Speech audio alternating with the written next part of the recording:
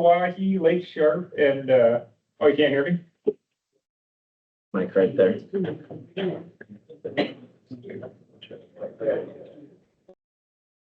How's that? That's better.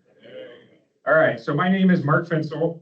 I am the fisheries supervisor at the Fort Pierre office, and I supervise Lakes Oahe, Lake Sharpe, and then all the surrounding small impoundments as well.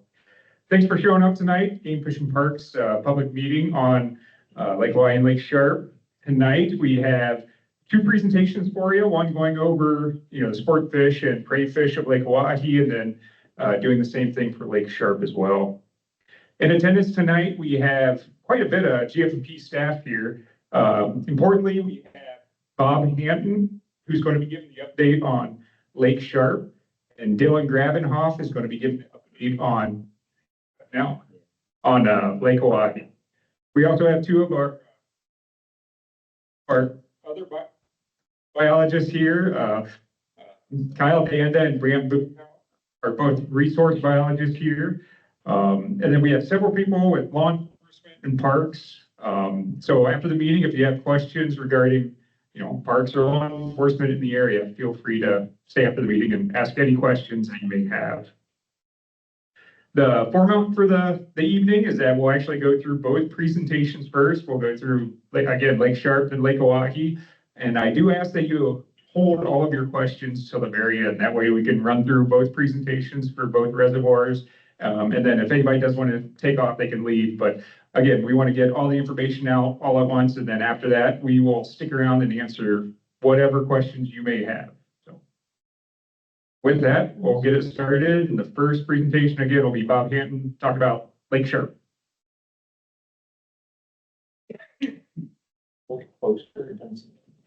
Okay.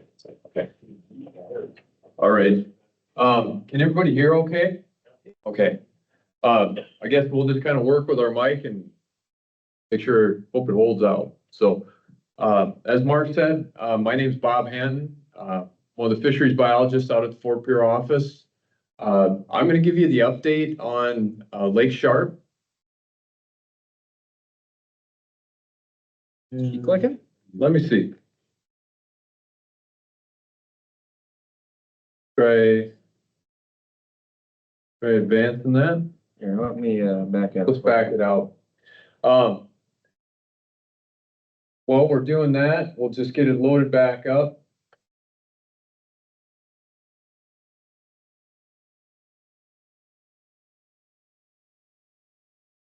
Go ahead and try that, Bob. Yeah. Let's try that. All right, here we go. There we go. All right, so starting out, what we're going to go over, just a little agenda on the Lake Sharpe side. We're going to look at current walleye trends. We're also going to look at our angling pressure and catch rates for our walleyes on Lake Sharpe. I'm going to give you a little paddlefish update. Some work we've been doing with paddlefish on Lake Sharpe. I think you'll find it really interesting, along with a zebra mussel update. And then we are going to go over some smallmouth bass tagging results. Now a family together.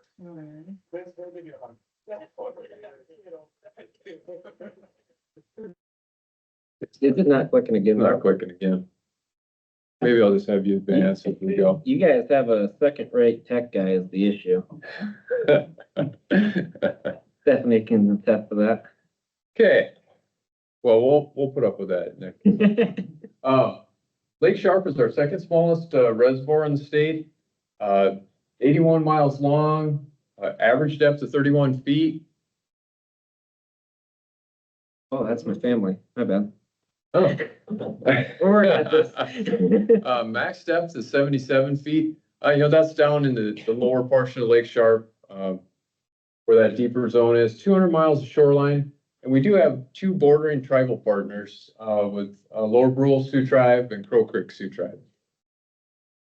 To index the adult fish population, we get at that by doing a September gillnet survey on the lower half of Lake Sharpe. That's basically what we call the lower half of Lake Sharpe is about from D Gray down to the face of the dam. And that's where we actually set these nets. They're set in six to 60 foot of depth. We set 50 nets and we split that lower end of the reservoir right at West Bend. With 25 nets above and 25 nets below. Again, that's in the month of September. And that targets that lower half. And the reason that we just set nets in the lower half of Lake Sharpe is we're basically dealing with a river and a lake in one reservoir. And that river, that flowing water makes it such that setting gill nets is not an efficient way to catch fish. Those nets get pushed down by the current, they fill up with debris, they don't effectively sample the adult fish that are out there. So we limit that survey to the lower half because of that. Something new that we started back in 2017, and we just started getting enough years to start getting a handle on it and a feel for what it might mean, was we started a scuba tail race survey. That's actually limited to the tail race during the months of May through September. And how this works is we have paired divers that go down, they're tethered. I believe it's about 6 foot tether between. They do 10 transects where they start, have a start point, they go down and they drift near the bottom, counting, looking at it, actually inventorying the number and type of fish that they encounter, and actually have a tally right on an armband. And these are about 20-minute transects, and they're done monthly. And it's kind of an interesting survey, and we're going to present a little bit of that information. And as you see, it kind of helps fill in maybe some gaps on our adult fish survey. Oh, Yeah, that's me trying to get her dialed in. okay. So from our gill net survey, what does our species composition look like? Well, on Lake Sharpe, it's dominated by walleye and some sauger. Basically, 43% of our distribution of fish caught during our survey are either walleye or sauger. Second most abundant species were catfish at 20%, and then smallmouth bass in third at 12% of our population. And this is from our September gill net surveys. Next slide. From our netting surveys, we do get an index on what our walleye abundance looks like. And just to explain this, on the left-hand side, these are the number of walleyes we catch in our average net walleye catch in a net year across the bottom. The brown indicates 10 to 15-inch walleyes, cream colored 15 to 20-inch walleyes, and then that real light is greater than 20-inch walleyes in the system. And as you can see, that overall walleye abundance basically is near average abundance for a trend on these, for this population.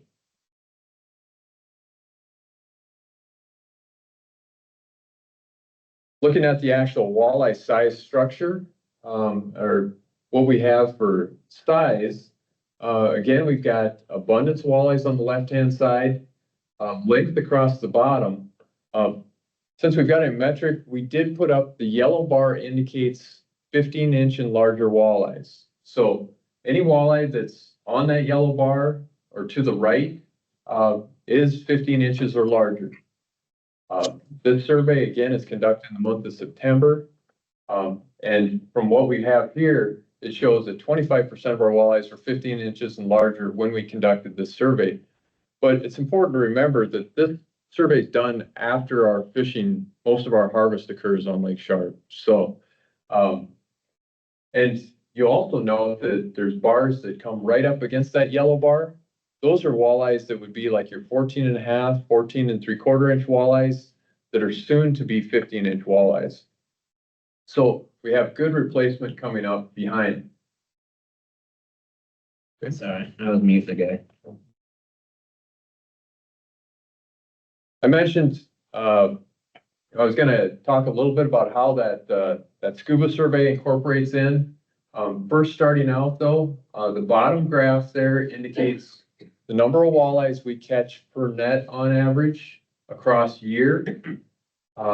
the top graph is the walleyes per kilometer. When we're doing that scuba survey, we're actually keeping track of the distance that the divers travel underwater so that we can develop some form of an index on abundance. And we do that by distance in the tail race. And as you can see, that's walleye kilometer on the top, on the left-hand side, year across the bottom. And the important trend here that you see is in 2018, 2019 on that lower graph, our walleye catches showed a decrease in walleye abundance in Lake Sharpe. However, as biologists, we were looking at that and that really didn't make sense. We saw what the numbers were indicating from our gillnet survey, but we didn't think it was accurate. Well, luckily we had started up this tail race scuba survey, and in 2018, 2019, that matched up when years when we had extremely high water flow through the system. A lot of water coming out of Lake Hawaii, flowing through. We had a lot of entrainment of food and fish, of food fish coming through the dam, and likely bringing those fish, attracting fish up into the tail race area, maybe moving fish from that lower Lake Sharpe up into upper Lake Sharpe. And that trend follows through that in 2018, 2019, when we did that scuba survey, we saw a really big uptick in the number of walleyes in that tail race area.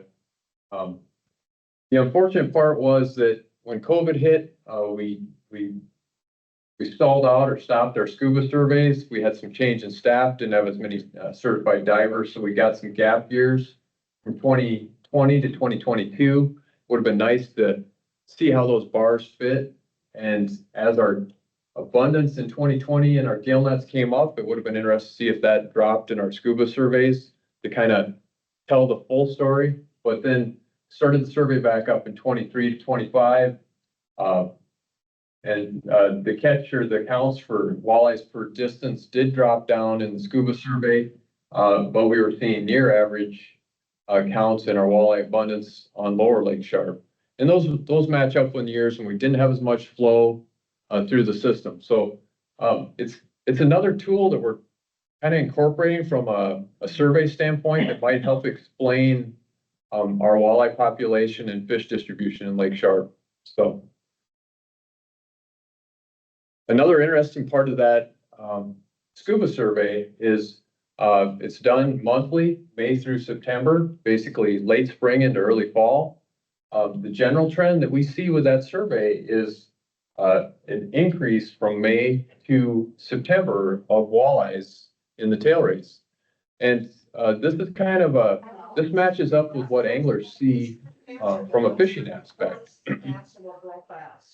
And you know, the typical trend is from walleye fishing success, typically our better tail race fishing occurs in the fall. And that matches up with our scuba survey index for number of walleyes per distance.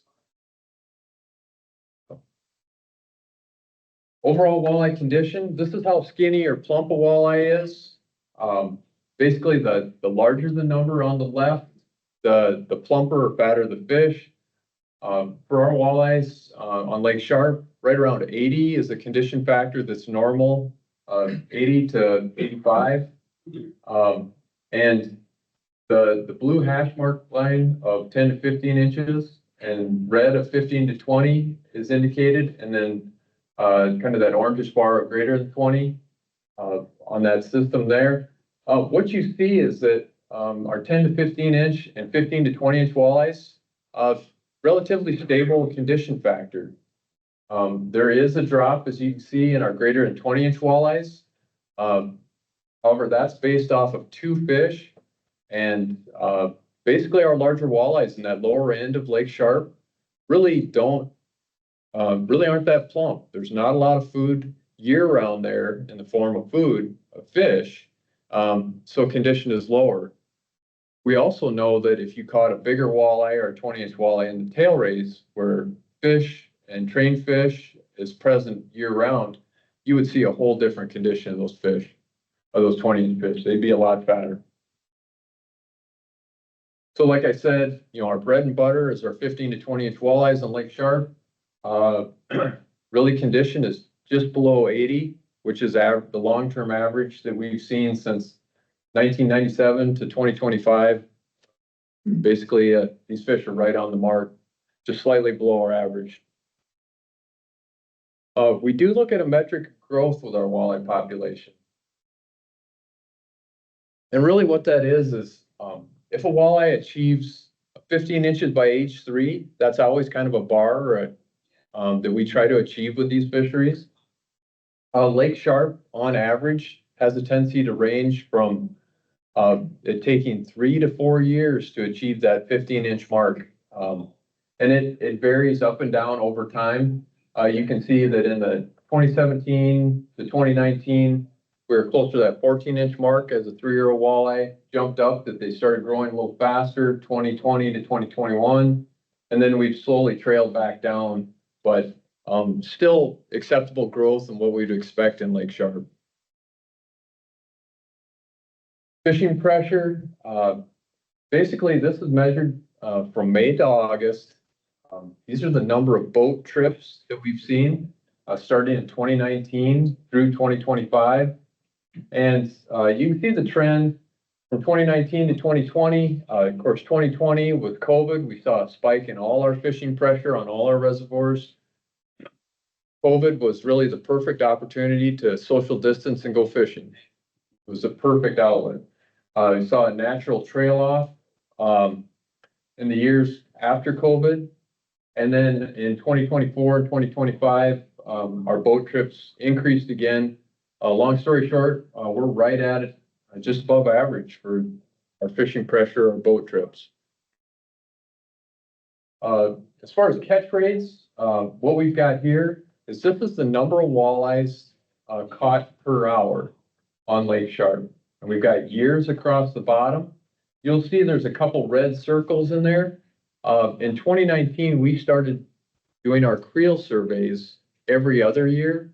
So we do Lake Sharpe 1 year, next year Lake Oahe, flip back and forth instead of creeling every year. And so there's some gaps in those years there. But overall, a catch rate of above 1.2 walleyes per hour is really been fantastic. And compared to the national average, most walleye fisheries in the United States, if you have a catch rate of 0.35 walleyes per hour, you're doing pretty good. So above average catch rates. In 2017, we started a tagging project on walleyes, actually doing jaw tags. Those were the tags if you caught a walleye and it had a tag in the jaw of its mouth that we asked you to report, provided information back to us. You know, and just to back up, I guess what we've got, this graph has harvest exploitation on the left-hand side and years across the bottom of when we were doing this tagging. And from a national average for a fishery, a walleye fishery like Lake Sharpe, a fishery like this can take anywhere from 20 to 30% harvest on its adult walleye population without any ill effects. And as you can see, from 2017 to 2020, we were well below that exploitation rate. And in 21, 22, we moved up into acceptable. Long story short here, the angling pressure and harvest that we have on Lake Sharpe is not having any negative impacts on our adult walleye population. Giving you a little paddlefish update, a little history. When they built the dams, the overall paddlefish that were present in the system declined. Creation of those dams cut off migration routes, spawning habitat. In 2015, we actually reintroduced paddlefish. And this was a big effort by Game and Fish and a super big help from U.S. Fish and Wildlife Service. In fact, they're a key player in this, in that without their help, basically after the eggs are collected, they do all the propagation, rearing, hatching, and help with stocking and transport. Really kudos to them, heavy lifting on this. But since 2015, we've stocked 17 to 44,000 juveniles in Lake Sharpe. These stockings have been successful. We're seeing these paddlefish. We're seeing them in the Stilling Basin, the Tail Race, and Farm Island. We started tagging in 2022, really ramped up our gill netting tagging efforts in 23 and 24. We tagged a decent number of paddlefish. However, in 2025, we doubled our effort trying to net and capture those fish. However, we didn't double the number of paddlefish we hoped to catch. And the reason we were trying to catch them was to put jaw tags in them and basically try to come up with a population estimate. However, we haven't caught any to create that population estimate. But what we do know is these fish are healthy. The majority are growing. They're right around 36 inches. That's measured from their eye to the fork of tail. That's how we measure paddlefish. And they're averaging just under 14.5 pounds. So, really the overall arching goal of this is this stocking these paddlefish is to eventually create a sport fishery. However, as you can see from our gill netting efforts, we weren't effectively collecting fish like we wanted to or like we need to, or finding a way to index that population. So in 2026, we're getting a great opportunity to start a study in conjunction with SDSU to try to get at some of these objectives, including maybe coming up with some ways to develop alternate sampling methods. Maybe the way we're doing our gill netting might not be effective. There's some other technology we can use that might help us index that population. We also get some help us determine the age and growth and identify the locations and timing of where these paddlefish are at in the upper end of Lake Sharpe. And that'll be important if we do, when we get to a point to create the sport fishery, where anglers might be able to find those fish, the time and location, but also for us to keep a handle on how that population is doing. So, okay.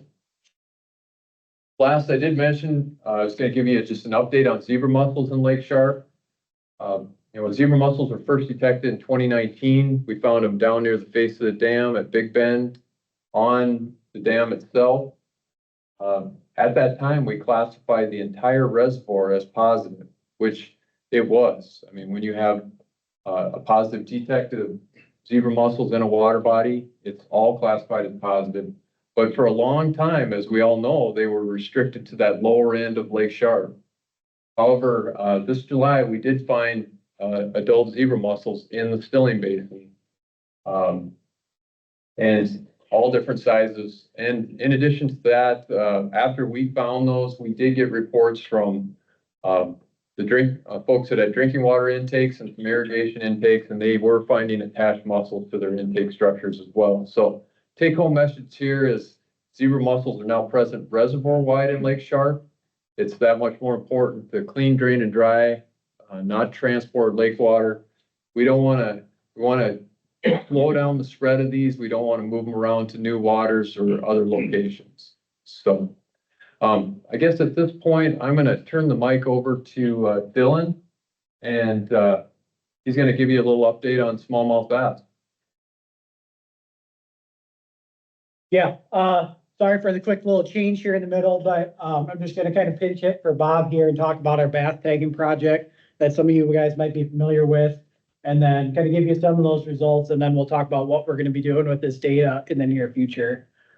So really, even before we started this bass tagging project, the reason we started thinking about bass more and thinking about bass harvest is through our public petition process or a GFB commission. Back in 21, 22 or so, we got a handful of petitions, folks asking us they thought there's too much bass harvest. They're not seeing the numbers of large size bass that they used to. They thought that folks are maybe harvesting too many bass. So they're wanting us to potentially change regulation. At that time, we didn't really know if there was validity to what those folks thought or not. We just really weren't sure. So we denied those petitions, but we kind of made the promise that we were going to look into that a little bit more and see if there was some truth to that and something we should look into more. That kind of led us to where we went with this. So in the springs of 2023 and 2024, we tagged about 3,400 smallmouth bass on that lower end of Lake Sharpe, similar to those jaw tags that Bob was talking about that we've done with walleyes. And then we collect those voluntary angler reports for up to 1 year after those tags went in. So hopefully if anybody in this room caught a tag fish, they could go online to tags.sc.gov, report that tag. I'd send them some information, then we'd be able to use some of that information. So essentially, yeah, we gather all that tagging information and harvest for a year, and then we come up with these annual harvest exploitation rates. And Bob kind of touched on this, but basically what that annual exploitation is just what percent of the total population is being harvested on an annual basis. So if there's 100 bass out there and we have an 8% exploitation, that just means 8 out of the 100 bass are being harvested in a given year. And then the hope was to use all this information to eventually look at our current harvest regulations for bass and kind of evaluate if those are still appropriate. So we'll kind of just skip right to the end because that's the results of this is really the most important. So we knew that there was some bass harvest out there, but we really didn't know to what level. And these results really kind of blew us away. Like you always hear the kind of the narrative that folks don't like bass, they won't harvest bass. Nobody harvests bass, right? But I mean, pretty strong results that that is not the case, and it actually was way more than we were surprising. And kind of along with that, I mean, it's not uncommon these days. We're kind of seeing a little bit of a sentiment with some anglers where that top picture on there, like it's not uncommon to go on social media nowadays and see folks with a stringer of bass right next to their stringer walleye. So there's definitely some harvest going on, and that's where these results kind of surprised us a little bit. But based on those tags that we put out in 2023, we estimated that about 20% of the population was being harvested on an annual basis. And then the next year, the results came back at 37%. So a little bit variable there. But what that tells us is that on an annual basis, probably that harvest is somewhere between 20 and 37%. So that's pretty surprising to us. And when we get to Oahe, we'll talk a little bit more about bass growth and stuff and why that matters. But just for comparison, Bob had some of these numbers on there. But when we did our walleye tagging this last go around, we were seeing exploitation of walleyes down around that 8 to 15%, maybe 1 year up in 25%. So we're actually seeing higher exploitation in general of our bass population than we are walleyes. Obviously, that's not to say that more bass are being harvested than walleyes, right? That just means that a higher proportion of the bass population is being harvested than the walleye population. So what this all gets to, and this information, these graphs get a little bit messy, but I'll kind of walk you through it. Even before we started this tagging project, we had a grad student from Iowa State that came on and did a little bit of work with some of our existing bass data. And basically he took the data that we had, some bass growth, our catch rate data from our gill nets, catch rates and information from our creel surveys, and basically just kind of modeled or looked at what's going on with our bass population currently with no kind of length limit. And then he looked at if we instilled, like say, a 15-inch minimum on bass, what could we expect to see happen to the size structure of that bass population? So on the top, basically what you're looking at there is 14-inch and greater bass.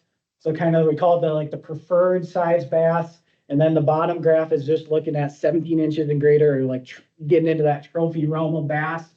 And basically what you're looking at here, the red line is with no minimum length limit, no length restriction, what we currently have. And as you go from left to right on the graph, all the way to the left, that's hypothetically zero bass harvest on the population. Then as you move further to the right, that's as exploitation or harvest is increasing all the way to 50% as a cutoff on the far right.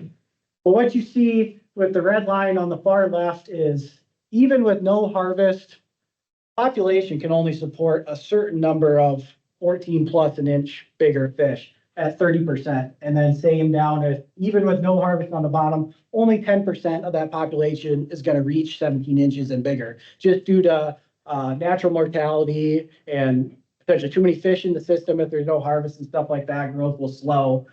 But then as you follow that red line to the right again, basically as exploitation or harvest increases to the right, you see that line dip. So that basically means as harvest increases, the number of fish reaching those larger sizes go down.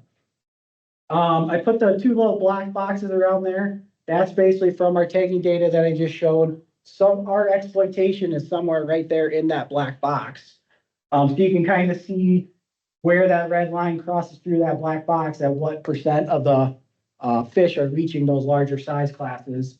And then the green dot is basically showing what we could expect to see if we implemented a 15-inch minimum on bass. So again, on the top of those 14-inch and greater fish, you see even with higher harvest as you move to the right, that line stays a lot more stable. We'd have a much higher, potentially a much higher population of those 14+ inch bass, potentially up to 2 times as many of those in the system. Kind of a similar deal on the bottom with a 15-inch minimum. Even as harvest increases, you don't see that line drop off so fast. Just by putting a 15-inch minimum in, you could see about 2.5 times as many of those 17-inch plus trophy size smallmouth bass. So kind of we're bouncing around what we want to do with this. I mean, it showed that a 15-inch minimum, strictly management speaking, just looking at the fish, it could have pretty good success potentially for increasing the size structure of bass. But we bounced this around internally, talked to our admin some, and the question came up is like, is this really what the anglers want? Right? I mean, it's not a bad thing necessarily not having a regulation, but if we wanted to push some kind of new regulation, it's a valid question. Is this actually something the anglers are interested in? So before we move forward with anything, we worked with our human dimensions specialists and drafted this bass survey this last fall. Got sent out randomly to 13,000 anglers. They just kind of went into our whole license system and pulled out 13,000 anglers at random. We got about 700 responses, only about 6%, which isn't great, but that's something we usually see. So if anybody in the room here gets a survey from GFP in the future, please fill it out. But essentially, the first question we asked is, did you fish Lake Oahe or Sharpe in the last 5 years? Generally, we want input from everybody, right? But in this specific case anyway, we were only looking at Lake Oahe and Sharpe. We really want to know the folks that could be impacted, the folks that fished that system, what were their thoughts? So if they said no, they've never been there in the last 5 years or so, that was just the end of the survey for them. If they said yes, then we moved on to some other questions. This is just a little bit of the information we had in there. We had some more, but we just basically wanted to ask some questions to make sure that the folks that responded to the survey were an accurate representation of the whole angling population, right? We didn't want certain groups to be misrepresented. 68% of the folks said that they primarily fish from the boat, 32% from the shore. So that seemed pretty accurate from what we see when we're doing our creel surveys. About 80 to 85% of the anglers that responded said that they primarily target walleyes. Checks out. Kind of interesting thing of all those folks that responded, 56% of them said that they had harvested a smallmouth bass sometime in the last 5 years. So again, kind of challenging that testament saying that folks don't harvest bass. Some of them are.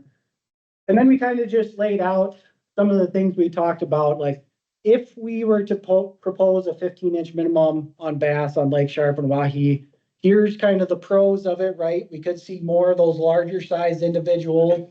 The trade-offs of it, there might be less harvest opportunities for a couple years as we get fish to grow into those bigger size classes. In theory, once those fish exceed that 15 inches, then they'll be available for harvest again. But we kind of just laid all that out and then just asked, on a kind of a 5-point scale, how strongly would you support or oppose something like this? And this was kind of surprising and encouraging for us to see. We had about 51% of the folks said that they would either support or strongly support a 15-inch minimum. 40% said that they were neutral, and only 9% of all those respondents were opposed or strongly opposed to it. So definitely seemed like it was something that anglers might be interested in. So I'm just going to go quickly through this.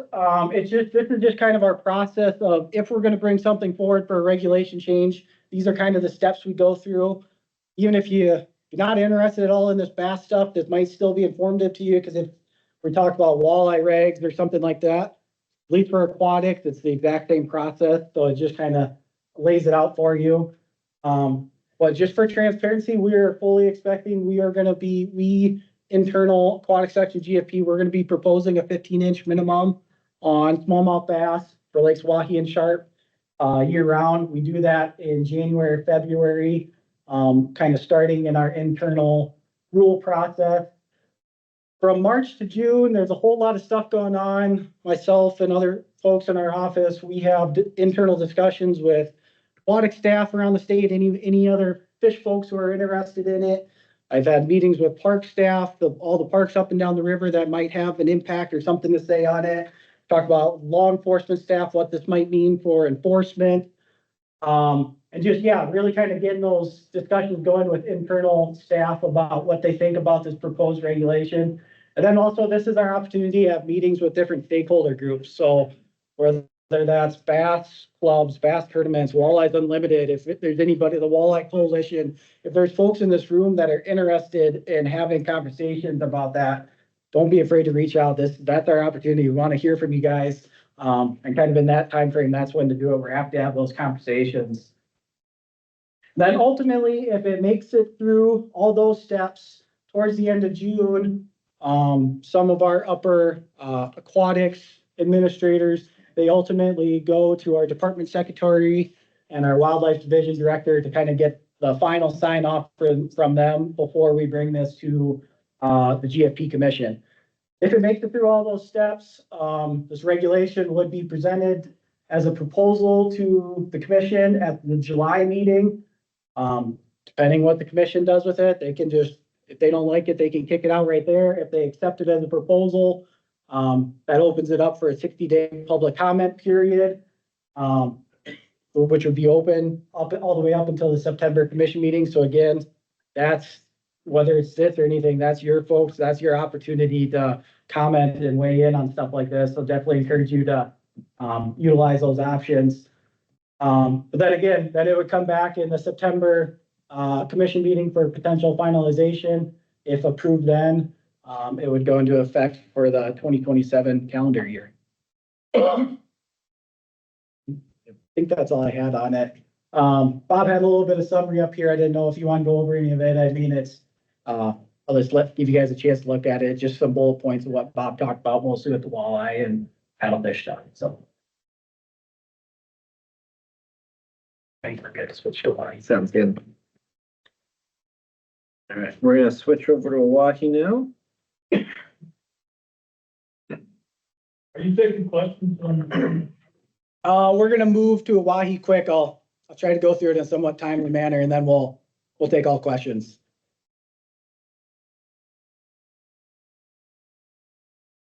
Then I'm trying to see around. Oh, sorry. You're good. Oh yeah, find my eyes. This is new for the hybrid thing, so we appreciate the being gentle with Nick. Clearly, I like the fish Sharpe and Oahe too. All right. All right, cool. Yeah, so again, yeah,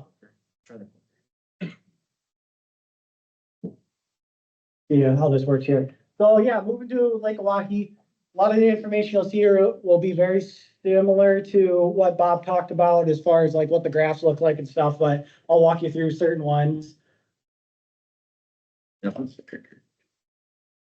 this is why we practice. Very similar. I'll talk quickly about some of the, or I shouldn't say quickly, but we'll talk about some of the current walleye trends on Lake Oahe. We'll talk about some of the recent and future stockings that we've been doing with walleye and gizzard shad. We'll touch a little bit on current smallmouth bass trends, a little bit of cold water prey fish abundance from our hydro survey. So looking at smelt and Cisco.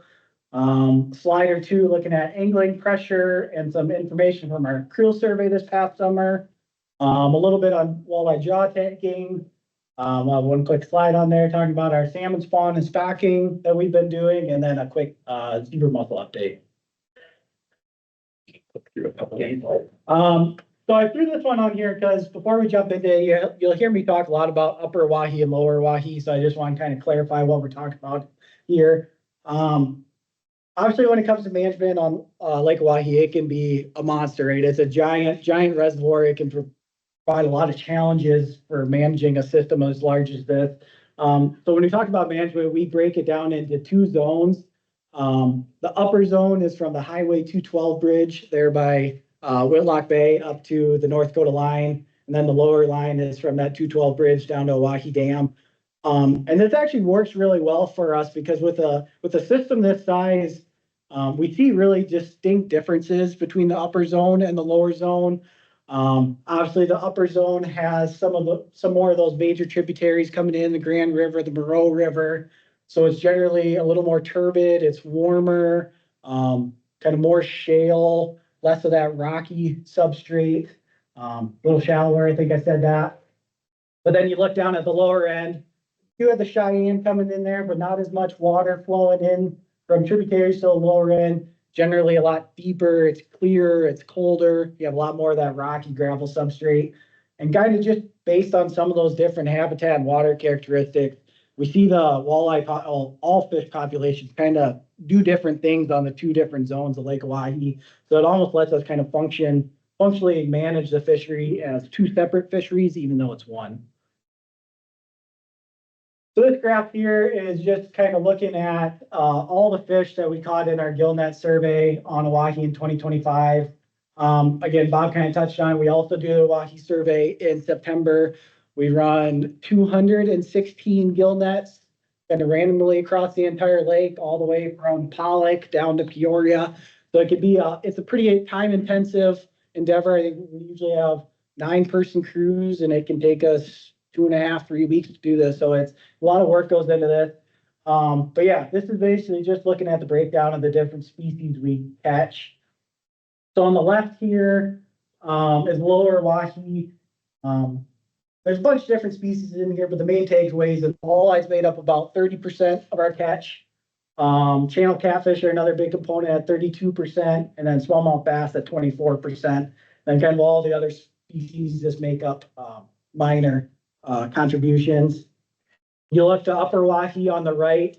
The biggest difference is the proportion of walleye in the catch is very similar, but the biggest change is you see a lot less smallmouth bass on the upper end and a lot more catfish. Otherwise, everything else is fairly similar.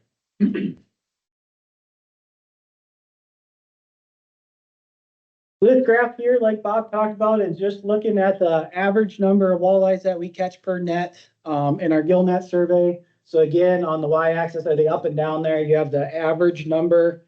And this is looking at lower Oahe. The next few graphs will be just lower Oahe. But this is just looking at the average number of walleyes that we caught per gill net on across all of our lower gill nets this last September. And then again, you got the years going across from left to right, 2017 with 2025 on the far right. So, I mean, the first thing that jumps out to you is we've been on a pretty good increasing trajectory as far as abundance on lower Oahe. Right around that five walleyes per net. I mean, you don't have to look back very far. I mean, even 21, 17, 18, I mean, we were down there around 1.5 walleyes per net. So that's quite the increase in a short amount of period, something we're really excited about. And then you look at those different size breakdowns. So the top black one, that's your greater than 20-inch fish. You did see a little bit of an increase in 2025, but that's generally fairly stable. Obviously, even though you see all the pictures right now, there's not as many of those bigger fish out there as your under 20-inch fish. And then even if with those big fish that are out there, sometimes they get to a certain size where they're so big, their heads are so big, they don't really effectively catch them in our gill nets. So we might be underrepresenting the number of those bigger fish out there, but fairly stable. The really encouraging one to look at is that middle bracket. That's our 15 to 20-inch fish. And like Bob said, the bread and butter fish. I mean, at 15, even though there is no 15-inch minimum on Oahe, at 15 inches is where we see most anglers generally start to self-regulate. That's when they start getting interested in harvesting. And then obviously with the one over 20. But again, you can see, especially the last 3 years, there's been a large proportion of our catch, high catches overall, but a lot of fish in that 15 to 20-inch range, which is really great to see. And then that bottom little chunk, that's the 10 to 15-inch fish. And we'll touch on that a little bit more. I could see somebody looking at that and being fairly concerned of like, well, it's great that we got all these eater fish out there, but it looks like there's no little fish coming in behind them. And after we talk about walleye growth, we'll loop back to this and it'll make a little more sense. So again, when we talk about walleye growth, kind of the main metric that we use is kind of what's that average length of a walleye at age 3. Again, with kind of 15 inches being that benchmark goal, if we can get around that 15 inches, we're fairly satisfied. Again, similar to walleye numbers, growth has been on a pretty steady increase the last handful of years. And actually this year, on average, our 3-year-old walleyes were almost 17 inches already. So that's really, really phenomenal growth, right? I mean, if 15 inches is kind of our benchmark goal, that's to go from a tiny fingerling walleye to a big fat 17-inch walleye in 3 years. That's really, really phenomenal growth. So that's something we're really excited to see. So this graph here, this is just, again, looking at walleye growth. It's a little bit busy, but just what I want to show you here is basically you have your ages across the bottom. So 1-year-olds, 2-year-olds, 3-year-olds, so on. And then what the curve is showing is just basically what's the average size of a walleye at that age, right?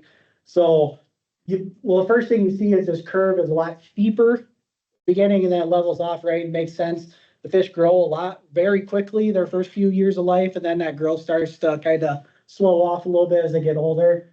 But I mean, a 1-year-old walleye is already almost 12 inches.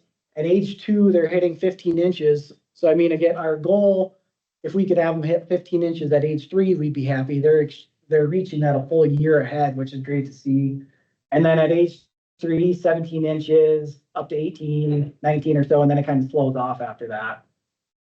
Why this is important to kind of loop back to, oh no, go ahead. Yeah, to go back to this graph that we looked at is, it looks like there's a low number of 10 to 15 inch fish, actually, because those fish are growing so dang quickly, they're not spending a whole lot of time in that 10 to 15 inch range. Anything really 11 inches and smaller, too small for us to effectively catch in our net. And then those fish are growing so quickly that they're getting into that 15+ inch class. So really, we only have a year or so to catch them when they're in that 10 to 15 inch block. But when you look at 15 to 20, there's maybe 3, 4, 5-year classes in there for us to sample from. So it kind of makes sense that we're not really too concerned that we didn't catch a lot of those smaller fish. Just they're growing so quickly that they're moving into that next size bracket. Looking at walleye condition, so I put the box around 80 to 90. Really, anything in that 80 to 90 range is considered good condition for walleyes. And then we have this graph going all the way back from the early 90s to 2025 on the far right there. So you can see in 2025, condition was kind of smack dab in that middle to upper range of that good class. So that's good to see. I brought this so far back because when we look at this walleye condition, it's kind of can be a good indicator for us on a fast indicator on what's going on in the system. So you look at like this first major dip in the late 90s, that came after the flood in 1997, crayfish collapse. And very quickly we saw the condition of those walleyes go kind of in the tank.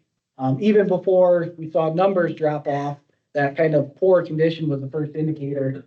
Things responded well. Then you see a big old crash again after the 2011 flood. And immediately, we still have a lot of fish in the system, but that condition just went really poor really quick.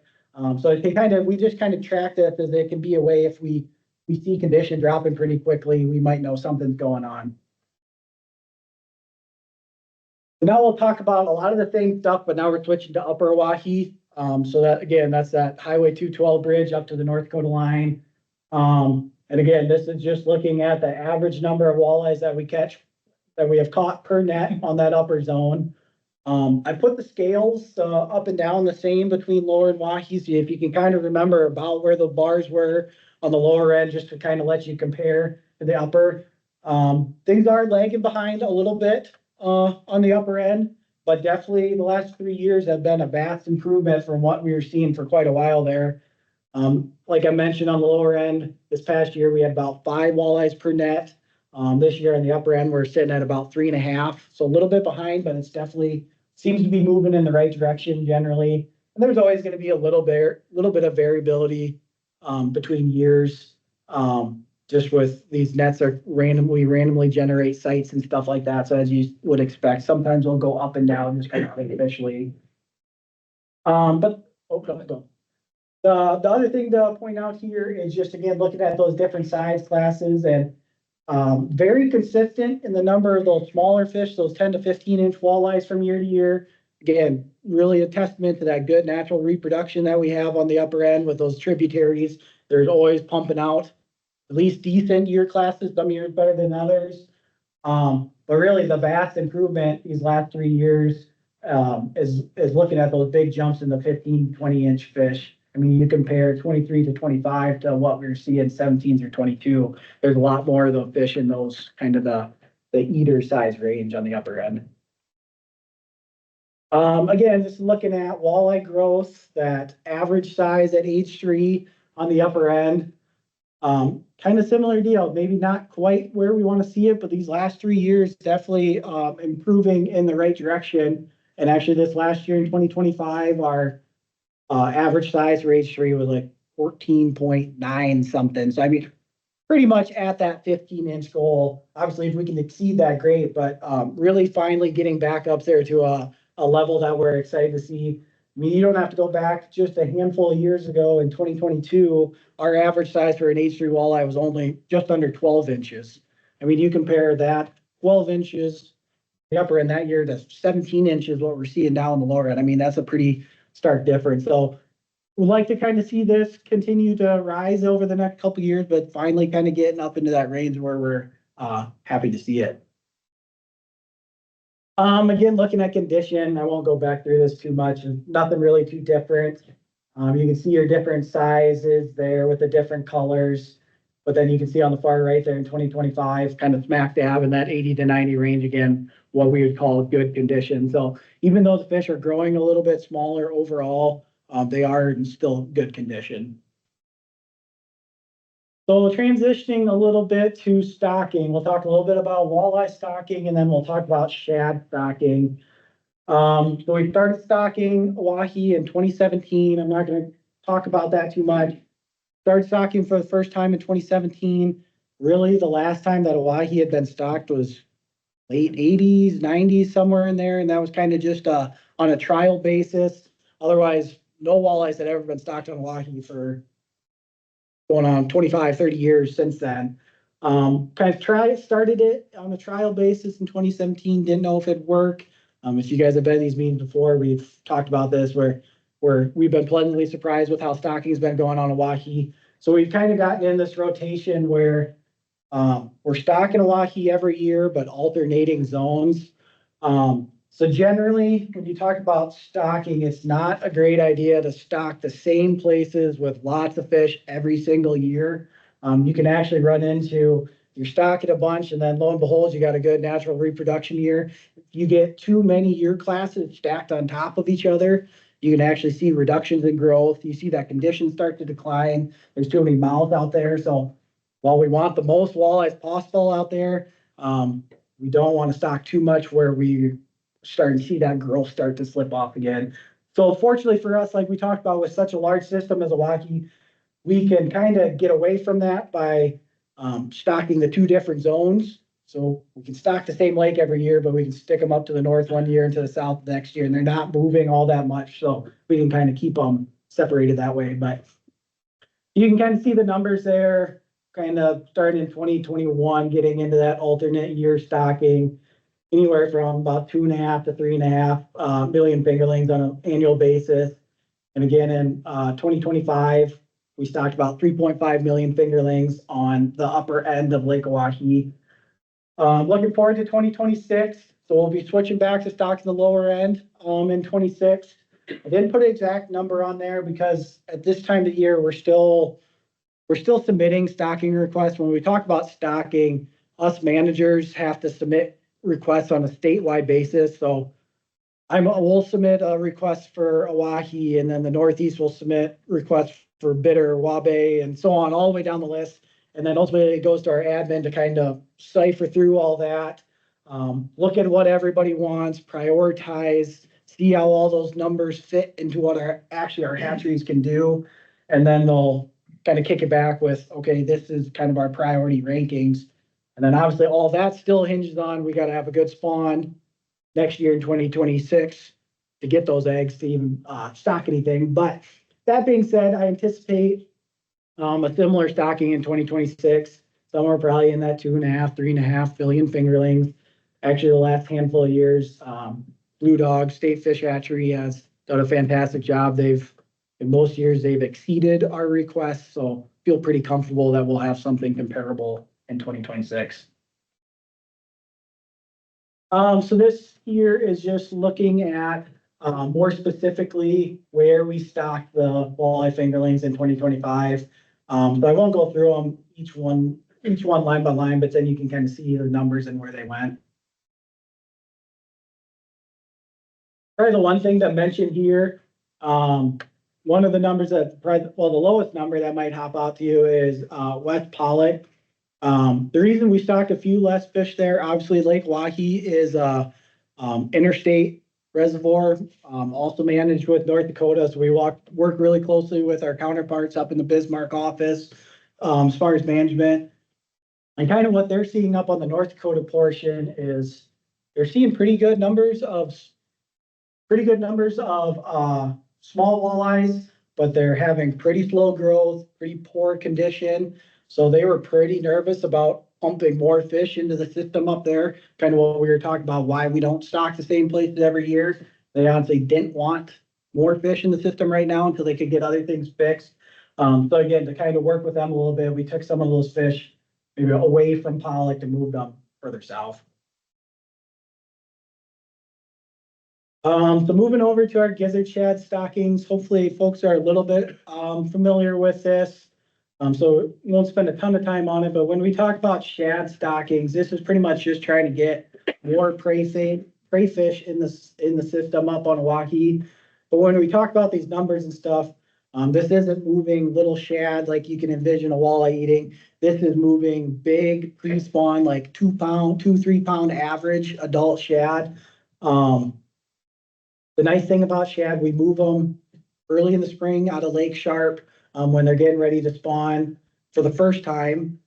Shad can spawn multiple times over the course of the year, 4 or 5 times, I think, if the water conditions are right. So in theory, if we're able to move some of these pre-spawn fish up to Oahe, they might pull off multiple spawns over the course of the year. And one shad stock could provide thousands, tens of thousands, I have no idea, a lot of little shad food over the course of the year.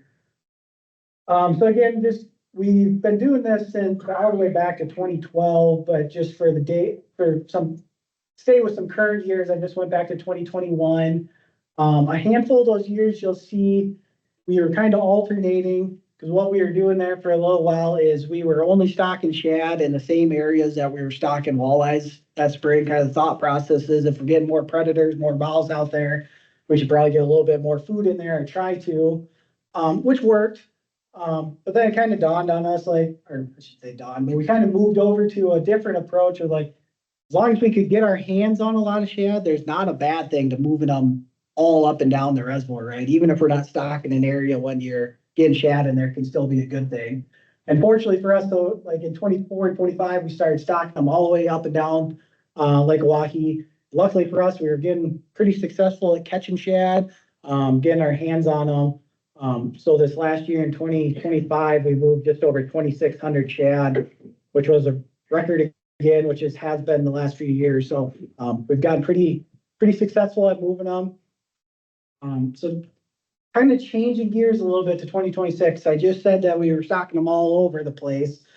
Looking forward to 2026, we are going to be stocking all the shad that we catch on Upper Oahe. So making a little bit of a tweak again. The reason being, even though we're catching lots of shad, moving a lot of shad, it is a fairly limited resource. It's a lot of work to go out and catch those fish. We're catching them just east of town here. Got to put them on trucks. I mean, if we're hauling them up to Pollock, that's a 5-6 hour round trip to get them up there. So it's a lot of work.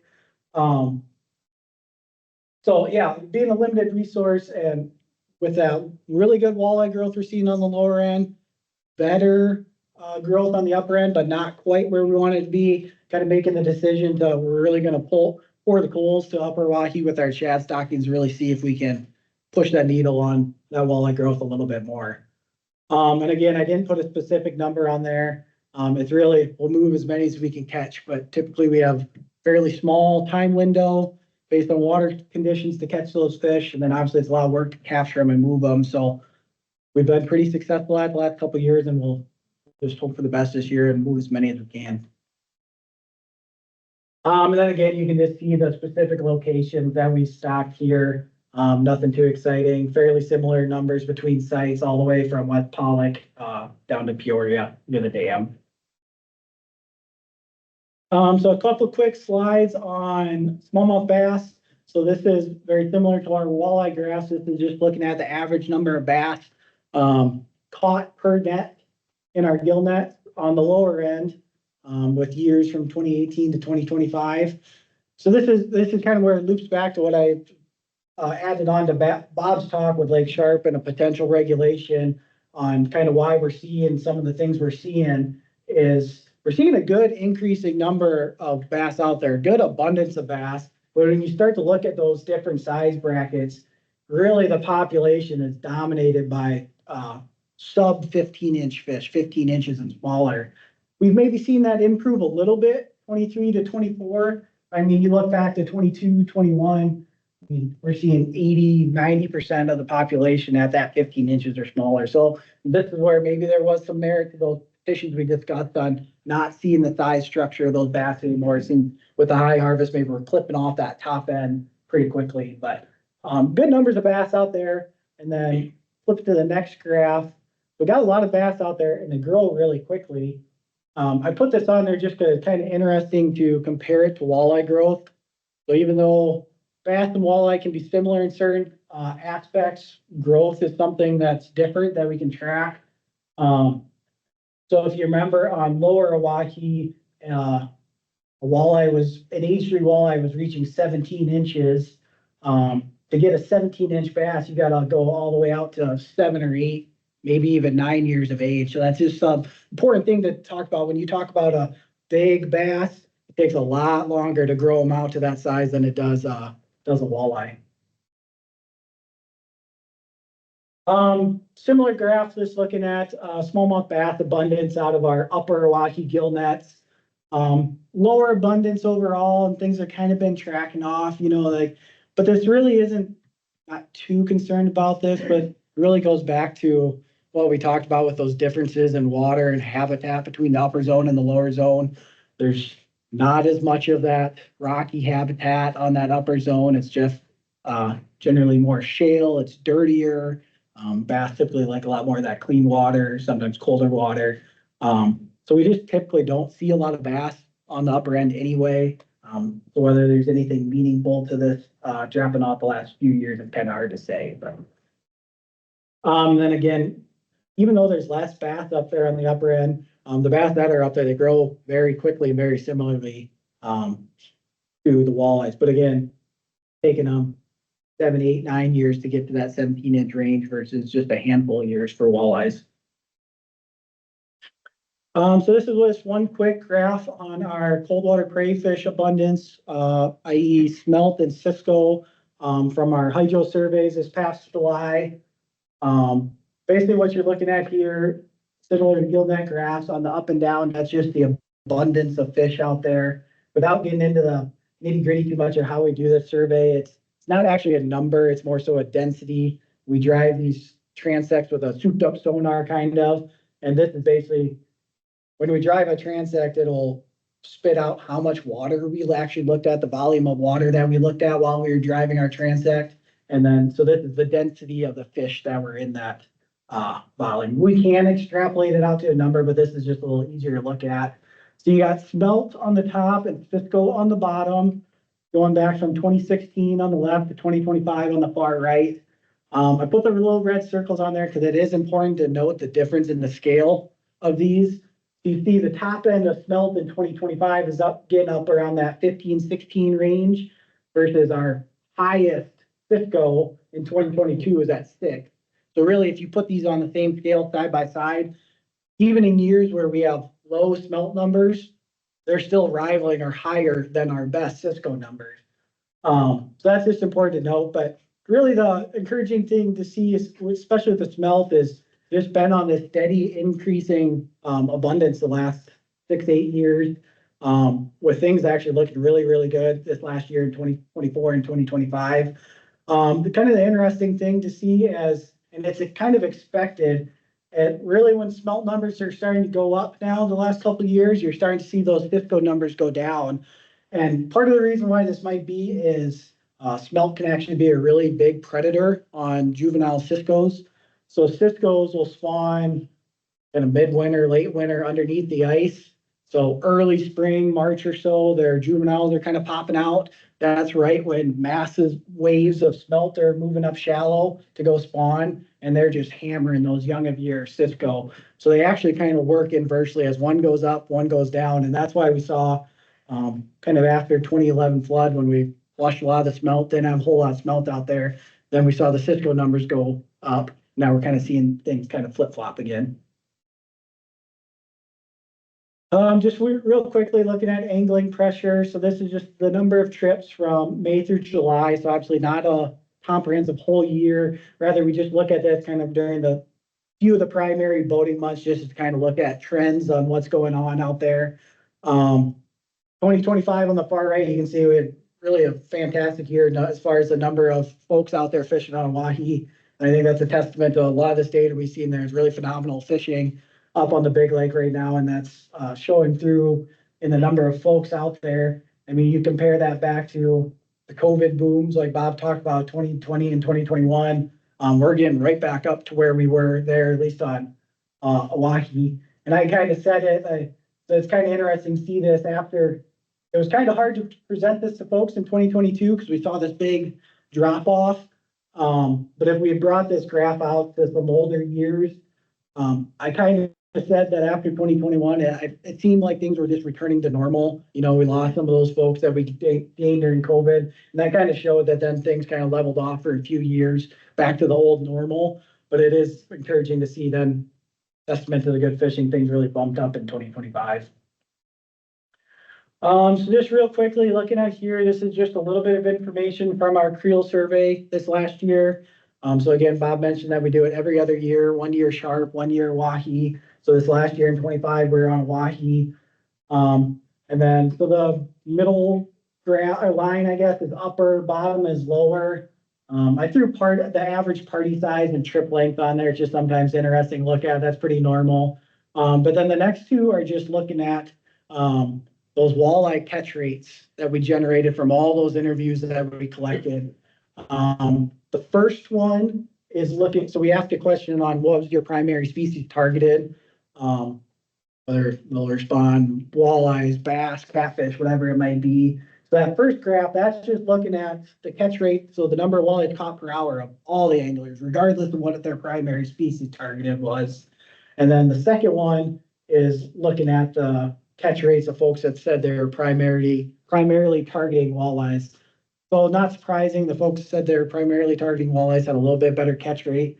The really interesting thing in this is I just shared a whole bunch of information showing the lower ends doing really good. There's a ton of walleyes out there. Upper ends maybe lagging a little bit behind, but you had about a 1.42 walleyes caught per hour on the upper end versus only 0.4 walleyes caught per hour on the lower end. So it's kind of this, it shows us a little bit of this catch-22, right?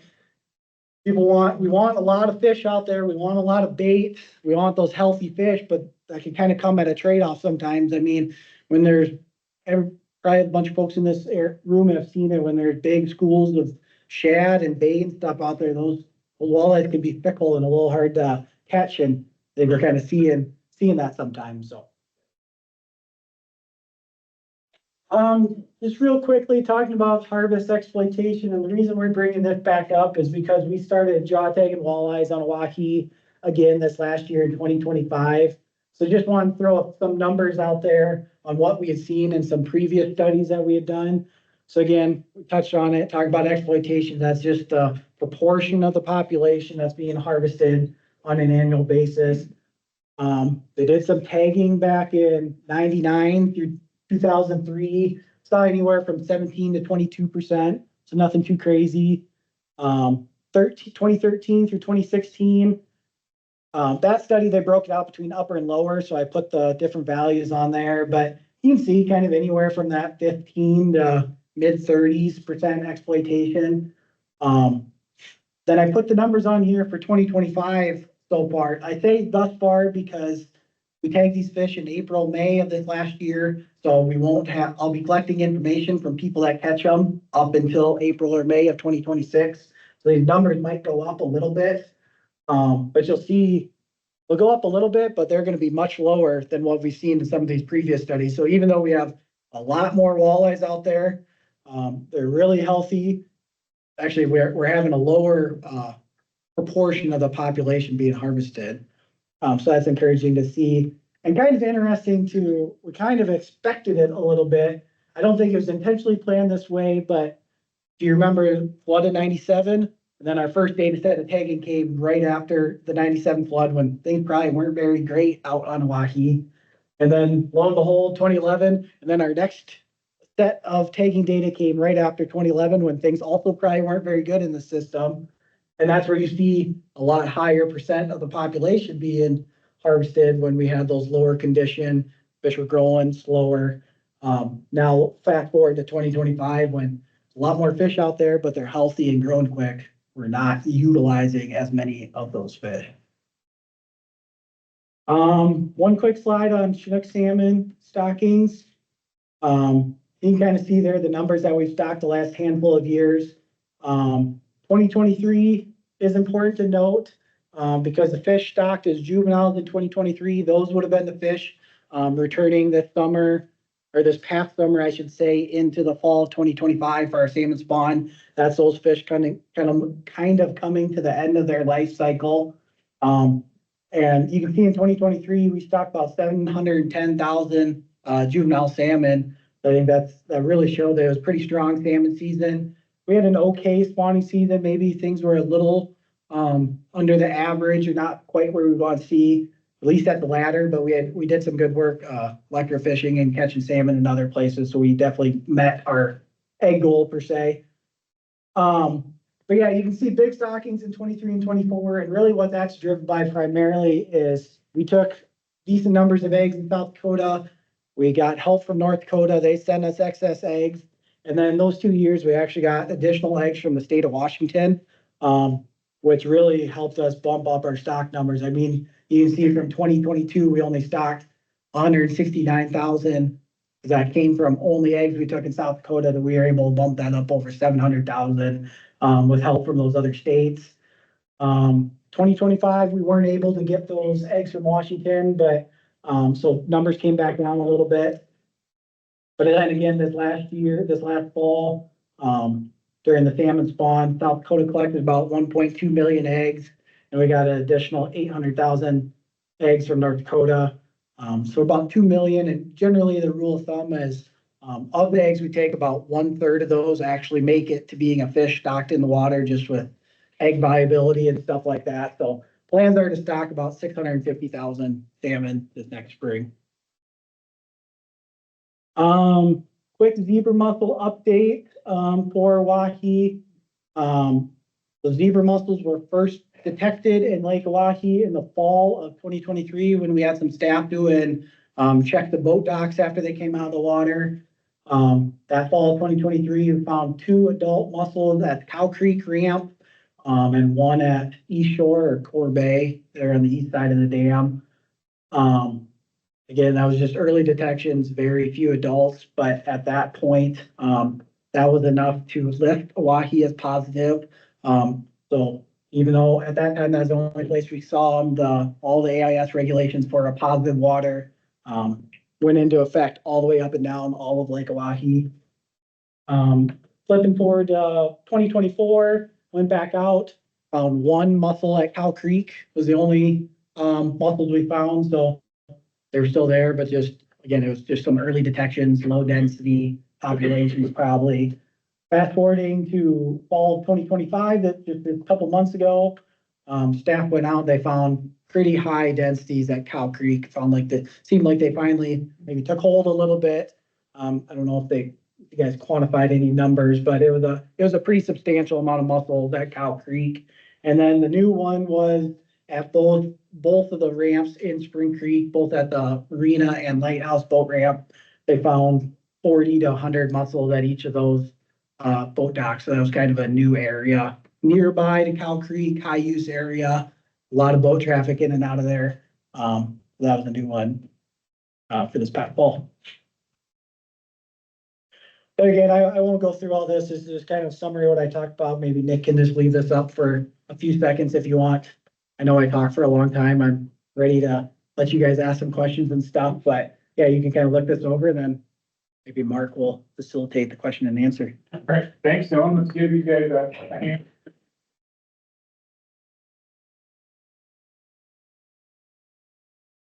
All right, so the most important part of the night is questions, fielding questions from the audience. So, yeah, shoot. Bob and I have talked a little bit about this, but are you guys looking at the impacts on Lake Sharpe from zebra mussels from the standpoint of the clarity of the water and those kinds of changes that it might have on the bait fish? Yeah. Sure. But I think that part of it would be interesting to all of us to try to figure out what we're looking at. 3 years now with pretty significant population of mussels. So where are we with that? You got any concerns? I know we've had a lot more hatches and mayfly hatches, cleaner water, those kinds of changes. Can you help us understand some of that? Yeah, I can, really, what we see, in most of those zebra mussel expansions, a lot of times you see introduction. A lot of times it takes like 6 to 8 years to get to that full infestation. We have seen, and we are at full infestation on the lower end of Lake Sharpe. We're starting to see, as you can say, the water clarity is a lot cleaner down there. You're getting greater depth and sun penetration. It's having some effects. We have not seen any, I guess you want to say, any impacts right now on our gizzard shad population or our walleye population, but every one of these new expansions and for zebra mussels is in a different reservoir moving further north, and we really don't know what to expect. But right now, I guess so far we haven't seen as much negative impact as we thought we might, if you want to say that, on our bait fish and our game fish. Now with this expansion in this upper end, we kind of think the establishment in upper Lake Sharpe is going to be fairly slow because that water's so cold coming through the dam and feeding into that and low productivity that it might slow down that spread. But you know what, time will tell. Whenever you add a new species to an environment, it's really hard to see what the outcomes are. But looking at Francis' case, I guess so far, and I'm kind of speaking off the cuff a little bit of what they're seeing, but I don't think they've seen too much impact on their walleye population. Their paddlefish, which, of course, are a filter feeder on zooplankton. I guess I haven't heard of any negative impacts on their condition. They still seem to be in good shape, but it's kind of an ongoing story. Time's really going to play out on this. Time will tell how the impacts are. I know, like when you start fishing the tail race, and if we get establishment there, you're going to start losing lures from anytime that line touches the bottom, it's going to nick it. Those shells are sharp. If you're swimming, you cross them, you're going to have cuts on your feet if you encounter them. Water intakes, the Corps, U.S. Army Corps is going to just planning and prepping right now to try to keep operations as normal as best they can, but it's going to cost money. That's really what it's going to come down to on an infrastructure basis. So, Yeah, I'll just add to that. You asked about whether we're going to start monitoring productivity, and we don't have anything in the works right now. One of those things that I wish we had that data from years ago. starting now, we don't have a lot to compare it to. There was a productivity study done in 2008, I believe it was, and then there was one 10 years before that. So just glimpses in time. I mean, we could probably start, next year, but we've already seen the lakes cleared up on the lower end. So, the starting point is we would be late to the game looking at that. Any other questions? Yeah, Paul? We're at the northern end of, or northern part of the range of gizzard shad here in South Dakota. Have you guys done anything on the survivability of the gizzard shad you're putting in as adults into Oahe? Are they making it more than 1 year, or is the cold, winter weather killing them off? It depends on the year. So pretty confident that in some years we have good survival. This year, up until this point, shaping up to be a really good year for gizzard shad survival. But that can change. We don't know what February is going to look like, or March. Anecdotally, a lot of places that we've been stocking shad, that's where we see the high densities. In fact, some of the work that Brand's been doing now is trying to piece that apart, how much of a impact do our stockings have on Lake Oahe? And for the last couple of years, the only places that we're catching the shad are the locations that we stock. Now, that being said, we know they're all over. We know they spread out and stuff, but they're at a density high enough for us to catch in the areas that we stocked them. Comment on that. I know up at Pollock, Mobridge, north of Mobridge, they're seeing a lot of dead shad. And I think you told me a while ago, what kills them more than anything is that quick flash freeze in the fall where that water temp dropped about 12 degrees in about 2 weeks this year. And I'm guessing that's maybe what happened to them, but. Yep, so there's two different lines of thought with what actually kills the young shad, all shad. For the longest time, they thought it was ice duration. But a lot of the new evidence out there suggests that it's the rate of change of water temp. So that fast water temperature dropping in the fall kills a bunch of them, but then it's also the warming up in the springtime. You'll actually have a springtime kill. They just can't handle that rapid change in water temperature. So yeah, and that's normal. We've been hearing reports of shad die-off. From the positive, up in the Cascade, up the Morrow River and around there, it's nothing but great forage for our walleyes, and they're fat, they're healthy, and keep stocking them. Yeah. Well, and that's one of the problems, and I think we talked about this before, that gizzard shad are really good at raising fish, right? Especially on Oahe, the gizzard shad and rainbow smelt do a really good job getting 17 inches in 3 years. But it makes fishing tough. It makes fishing very tough especially ice fishing. Ice fishing can be very tough when there's a lot of shad in the system. We had a statistic on there, 1.4 2 hours for upper Oahe and 0.34. And we just think there's better fishermen up front. I know Mind your company, Bill. Mind your company. Nick Harrington only fishing on the lower end, so there might be some truth to that. I have one other question, if I could. On your gill net surveys, you're looking at the years 21, 22, 23, and all of a sudden 23, 24, and 25, boom, the catches went up, the sizes went up. Do you think that's directly correlated to the stockings that you started in 2017? Both gizzard shad and walleyes, you started stocking a lot more. Now you're seeing a lot more results. Does that make sense? Yeah, 100%. So if you look at our two graphs, 2017, we started stocking lower Oahe, and it was 2 or 3 years after that we started seeing the abundance go up. I started stocking upper Oahe in 2023. But again, the last 3 years is going up. Can't say that, that's directly related to the stocking. We did do one study back in 2020, and we found out that, I believe it was 2018, we stocked 2 million walleye on the lower end. We came back 2 years later, looked at the adult population of those fish after they were older, and about 45% of those fish came from a hatchery. So, the 45% of the fish that were out there at the time came from one of those 2 million fish stockings. So think about the other way, that year class would have been half as large if. All the more reason to keep that RES going forward. I was just gonna add to that though, because I think we talked about this last year when we showed the upper Oahe stuff. Because the first year we stocked was, I think it was 2023. But yeah, we saw those jumps that. Right away. Yeah, right away. That's a testament to there was good natural reproduction out there, because those first couple of years we saw the jump. Some of the lower end stocked fish could have made it up there, but those first stockings out there on the upper end, one of them really started showing up in our gillnet survey until this year. So those first couple of years of the bump really probably had very little to do with those first stockings. Some of them might have to do with the water elevation too. Good. Dropping in the last couple of years and bringing them down here to cooler water versus up there, so on and so forth. Move 100%. I'm gonna agree with you on your, because I experienced that. Fishing was better up there than it was down here.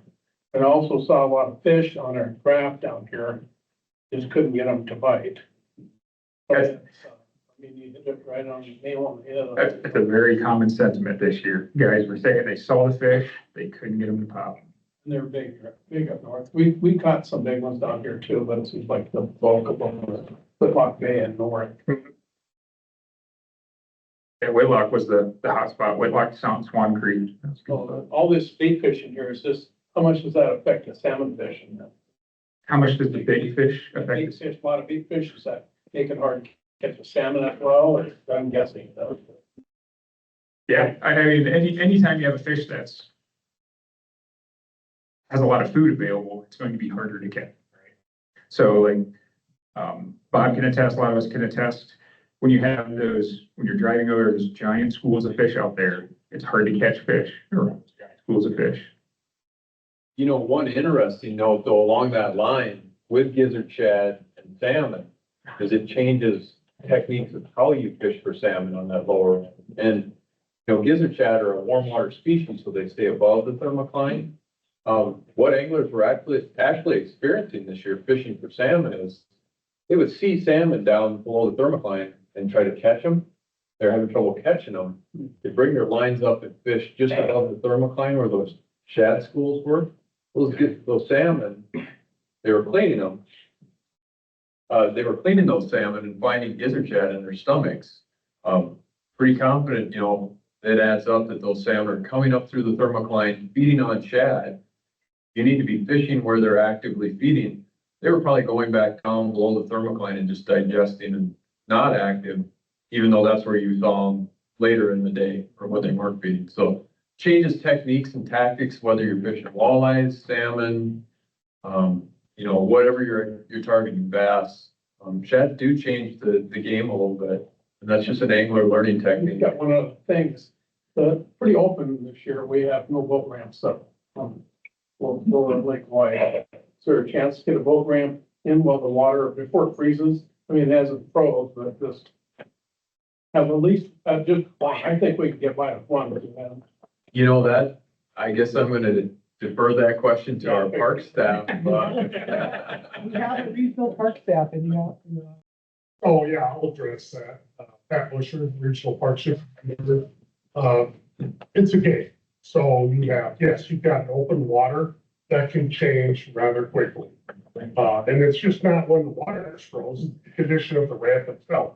You talk about people that are pulling their boat out of the water, next thing they know, they gotta have another pickup to pull themselves up because the ramp got iced up when they pull the boat. So it's a game of trying to provide service to the most anglers at the most beneficial time.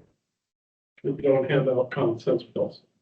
What's that? Because you don't hand out any common sense bills. No. I was just gonna, if you give me 1 second, I was just gonna add one thing since we were talking about crayfish is I shared the stuff about smelt and Cisco, and it kind of came to thought when you're asking about salmon, because salmon, honestly, that's part of the reason why they grow from this big to 20 pounds in 3 years. Like, well, Cisco can be a really good crayfish for them.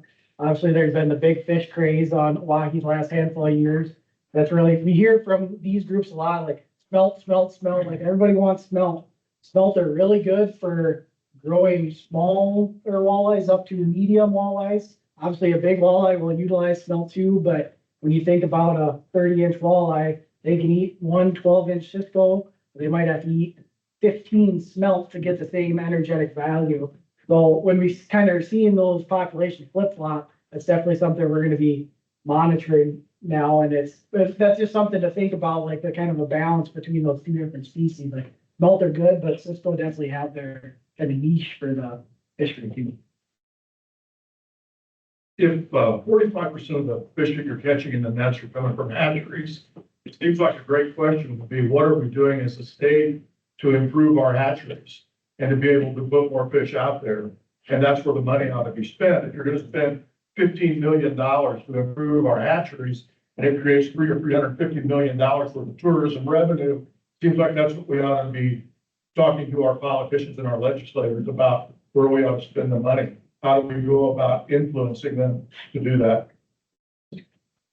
Great timing. There's, GFP is sponsoring a bill this year for major hatchery renovations at Blue Dog. So, yeah, totally agree. Nothing really to add, but if that comes to fruition, talk to your local legislators and stuff. I'll add to that, after Michael Barnes' little publication about the economic impact of $1 spent on walleyes, hatched and raised at Blue Dog or at Leghorn or whatever, brings 1,066 back in return to the economic world between bait shops, restaurants, bars, whatever. By contrary, salmon, the trout, all the cold water species, you spend $1, you get $200 back.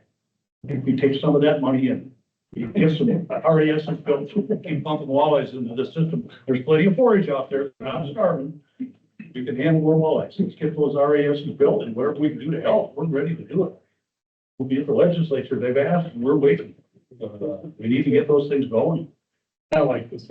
The barn, I said, the walleye fishing, walleye generated by hatchery reared stock produced $714,694,161 in revenue to the state of South Dakota.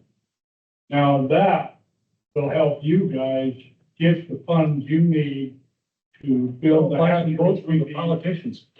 We're ready for the legislature now. I have a question.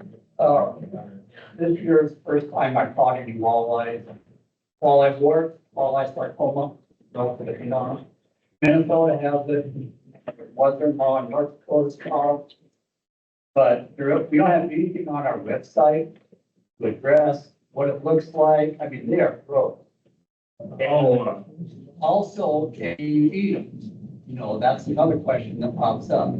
I wish we could add something to our website about those. Yep, that's great. And yes, we should add something. I don't know if there is something on, okay, John said there is something on the website. In the works. Oh, it's in the works, I'm sorry. I haven't seen it. But yeah, just so you guys know, leucocystis, dermal sarcoma, it is a condition that our walleye do get. Generally, it's expressed more when the water is colder, so you see it first thing in the spring, generally. I mean, you can see it year round, but most of the time it's expressed in the springtime. And you're right, it looks disgusting. There's these big gross warts on the side of the fish. All the literature suggests that they're fine to eat, you know, the mussel's fine, but they look gross. It's up to you guys if you guys want to eat them or not. But, you know, fisherman, I was looking at, I couldn't see things. What is this? Yeah. Yeah, like John said, we'll in the works of getting something on the website for it. Thanks. Yep. Yeah, Brett. Curious on the proposal for, smallmouth bass, is there any thought of changing the daily harvest to address the amount of harvest, or is it just strictly gonna be on the size structure? Can you guys hear me okay without the mic? No, it's asking to use the mic. So that's a really good question, and it's something, well, actually, I mentioned that grad student briefly who did some work before us. He did some work looking at all of our creel information and like, the average number of bass that people are harvesting in like a day, right? Like the percent of their daily bag that they're harvesting. And very few people are actually harvesting a full limit of bass. It seems to be more of like kind of an opportunistic harvest where they'll have their walleyes or whatever, and then they'll maybe have 1, 2, 3 bass or so. So he did some work with that to have a meaningful, looking strictly at bag limit, to have a meaningful impact. We'd have to drop it all the way down to like a 1 fish daily bag or a 2 fish daily bag, which probably is way too restrictive for what we're gonna do. So based on what he saw is that that's not really something that we're considering. Obviously, when you get into some of the stuff like that too, we've had bass regs in the past and similar to walleye and stuff, there's a balance with tournaments and stuff like that. A lot of bass tournaments are getting more prevalent, 5 fish daily bag for stuff like that.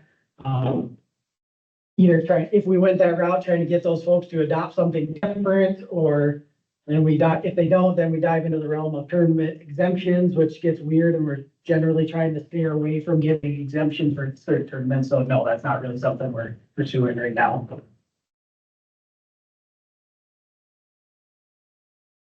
I'm going to add to that too, Brett. The reason that we settled on the 15-inch minimum is our partners at Iowa State, who we worked with this project, where they actually went and modeled many different regulations. It wasn't just the 15-inch minimum. They looked at what would be the impact of, 3 or 4, I don't know how many exactly, minimum length limits, 12-inch, 15, 18, all this stuff. They looked at slot limits, a bunch of different slot limits from here and there. And for the biggest bang for our buck is the 15-inch minimum, which is, we're excited to see, it's an easy regulation for enforcement. We already have a 15-inch minimum on walleye, so not too hard for the anglers to understand or to follow. But yeah, it worked really well. And what was surprising was, we had the slot limit on Sharpe back in the mid-2000s.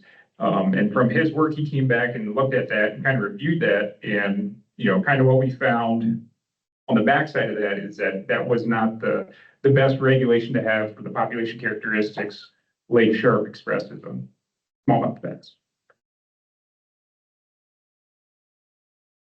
Yeah, You work with North Dakota, and are their setting methods similar, and are the results similar to what you guys have done with? Are you talking like as far as like how they do their surveys and stuff? Are they coming up with similar results as you guys? That's a good question. I haven't seen their stuff from the year. We generally every winter we have a meeting with North Dakota, more so looking at Sakakawea, obviously a very similar system to Oahe. We meet with folks out of Glasgow, Montana, up on Fort Peck. So we typically share that information. I guess I'm not sure offhand like where our numbers are sitting as far as Sakakawea or Fort Peck. I don't know offhand.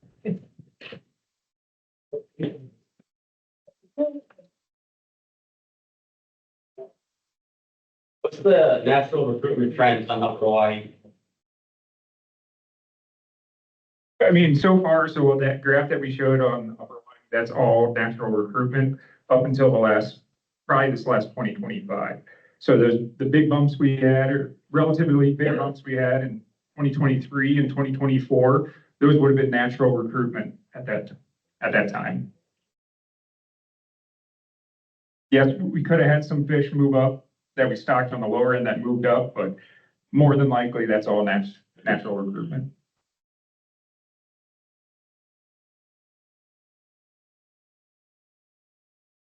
We were just talking.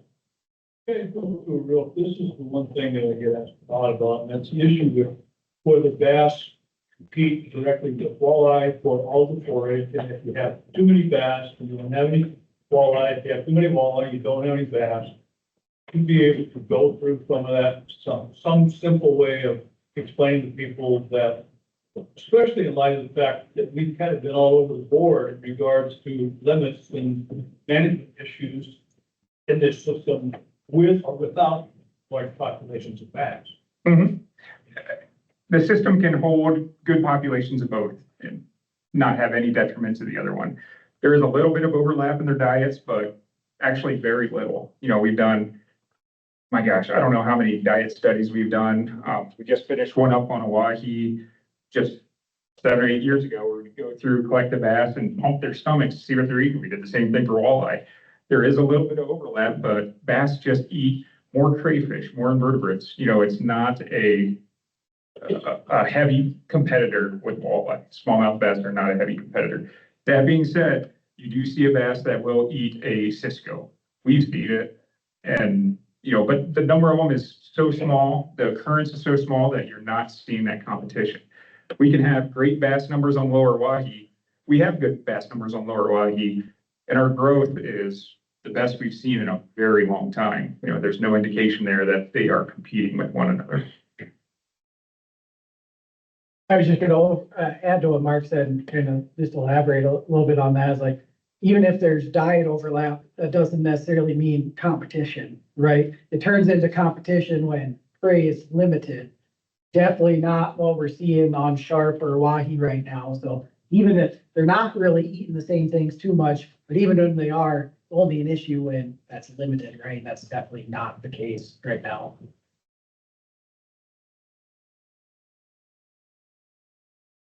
In the field survey this year, they asked if, you use forward facing graph. You didn't break that down at all. Are you seeing any difference with guys using forward facing or?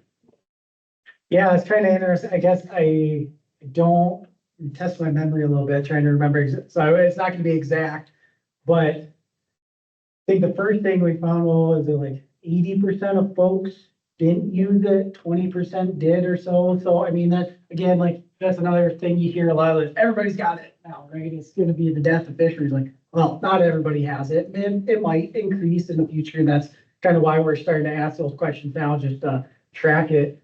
The interesting thing was we looked at catch rate between, and we've done this for a few years now. We're still kind of formulating that, so this actually might be a good thing we can publish on our website or something like that. But we're looking at catch rates between folks that used it, folks that didn't use it, and really there wasn't any measurable. We look at significant differences, you know, everything's gonna be around, but we're looking for measurable differences between the two. Did not find differences in catch rates.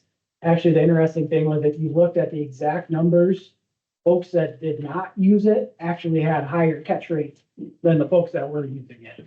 So, I mean, you hear that too, is like, I mean, I have it and I'm not a great user of it probably, is like, just because folks have it, doesn't necessarily mean they know how to use it. Or we've made the point is just because the folks that have it and are really good at it, you took it away from them, those would probably still be the folks that would be really good and probably still have high catch rates.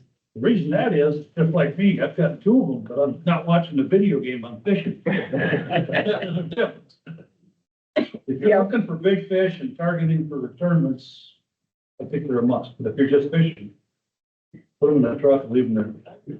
A lot of other states have said that, like, people have had less catch rate for forward facing because they're more selective.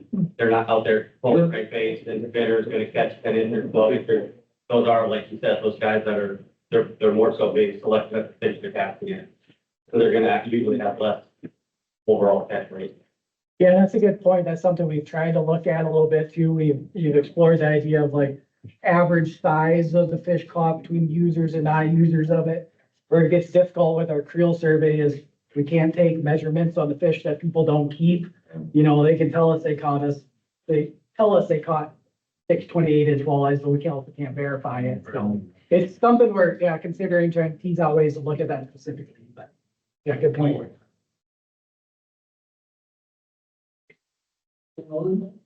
If we can go, we got one online, and before we go to that, I'm just gonna say, anyone on Upper Oahe that wants to help us Lower Oahe guys catch fish, we'll take that advice. Same thing, when I drop forward facing, the fish are a lot safer, so I'd take some help on that. But question here from Mike Allen, and it was, my biggest concern on Lake Sharpe is the population of shad on the southern end. My suggestion is to stock shad in whole reservoir, try to get some more health on our fish. Skinny fish have been a problem last 2 years on the reservoir. So that's what we got from Mike down on lower end of Lake Sharpe. Yeah, I guess I'll take a little bit of a stab at that. So don't have a fantastic answer because we don't necessarily have a formal way of looking at where shad are distributed on Lake Sharpe. All of our shad collections come out of Farm Island, just here east of town. There's a ton of shad in there. But kind of anecdotal information that we started to grab when I was doing the bass tagging stuff in 23, 24, we were shocking bass in May, which is good shad time down at Joe Creek, Iron Nation, Counselor Creek.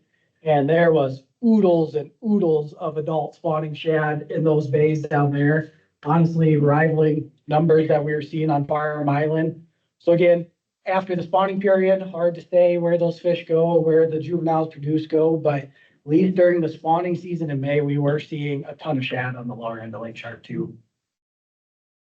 And that's all we've had online so far, but it looks like we got 18 folks online. So if any of y'all want to come off mute and ask a question, please feel free to do that as well. Thanks for being patient with us with the hybrid approach. Again, C team tech guy over here, so appreciate the patience.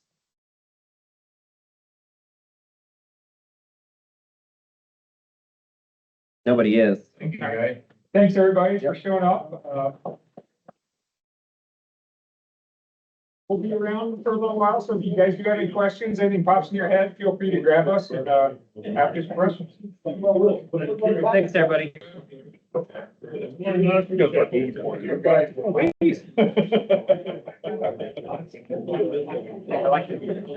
Good job.